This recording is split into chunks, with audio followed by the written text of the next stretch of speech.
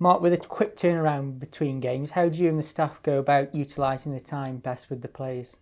Just getting them in the best shape we possibly can do. Get ready as quickly as we can. The fact is, it's a home game, and I think it's one of the first home games we've had for a long time in a midweek, because it felt like we've been travelling all the time in the midweek game so far. So it'd be nice to have a home game on a Tuesday evening, and followed by the Saturday game, albeit it's an early kick-off on Saturday against Hull. So 2 really good games. They'll be prepared as best as they possibly can do. They get a breather after the game, so they've had plenty of time to recover between the final whistle and now. Players are 24-hour professionals. That's what we ask for. That's what's required up and down the country in every football club. Today they'll have minimal grass time, but they'll do enough on the grass to be able to get them ready for tomorrow. Plenty of work in the meeting room, but clearly there'll be some recovery strategies that are employed now until they leave here later on this afternoon. So there's a lot of work goes on. There's a lot of work goes on from the players individually as well. Make sure that they're ready to go again. What do you make of the number of players that you've got available at the moment and the work put in by the staff to get as many available as possible? I think everybody deserves an awful lot of credit for that. Players included.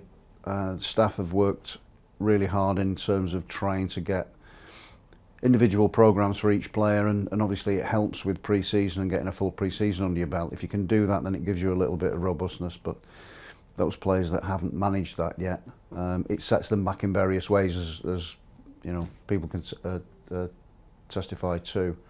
I think from our perspective, to have everybody really closely ready for selection or available for selection is a good thing. Now we've got to make sure that everybody's at that level, and it's really difficult. I keep saying it. If you're not in the team, you've got to keep your head and keep working and be ready to take a chance, because it's inevitably going to come. There's the old cliche of it being a cold, wet Tuesday night in Stoke. Does the sense of creating a fortress and being a tough, uncompromising place to visit resonate with you? Any home game, and obviously we've lost 2 on the bounce. There's no getting away from that. We lost before international break. We lost the first game after international break, and that was for the first time this season. Because when we've come back from international breaks before, we've won the game, we won the first game. We know we need to win, and we need to get back to winning ways really quickly, because we are really set on having a really good season this year. So from my perspective, regardless of when the games are, the home games are really important. The crowd is huge. I think that they've been absolutely magnificent with us and for us since we walked through the door, ultimately. And I think that is testament to why we can keep doing what we're doing. Gives the players loads of confidence, and I think that is something that cannot be underestimated.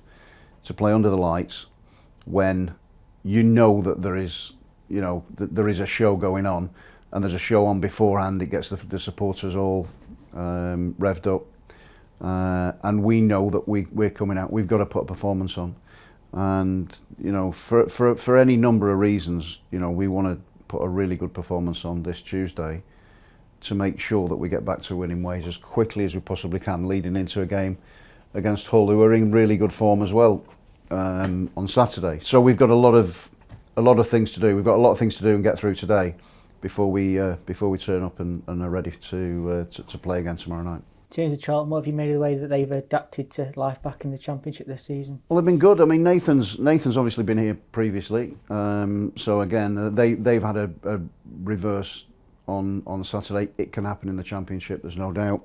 Nathan, he is he's a really competitive character.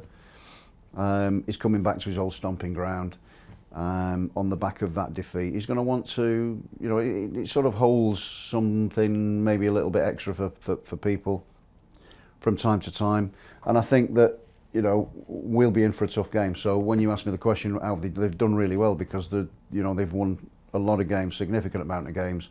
They've found the transition to be, I wouldn't say seamless really, but I think that the reverse on Saturday has been difficult, but Southampton have clicked into gear at the wrong time for them. So, I think that for us, we know it's going to be a difficult game. They all are, and it'll be down to us to find a way to try and be as good as we were on Saturday, but make less mistakes. You mentioned earlier that there's a 90s themed light show tomorrow night. How do you kind of look back on your time as a player during that era? Long time ago now, I don't remember. I think that the 90s was totally different. The game's changed a huge amount since then, almost 30 years ago. We've come a long way. The game's changed incredibly since that time. It was different. I don't remember seeing too many light shows apart from Monday Night Football on Sky when they had the fireworks out or the burners were out. From then to now is totally different. The light shows now are obviously, they're absolutely incredible, so people get to experience something quite special actually before a game with the music, with the or linked to the lights. Then it's definitely something that plays a big part in your match day experience, that's for sure.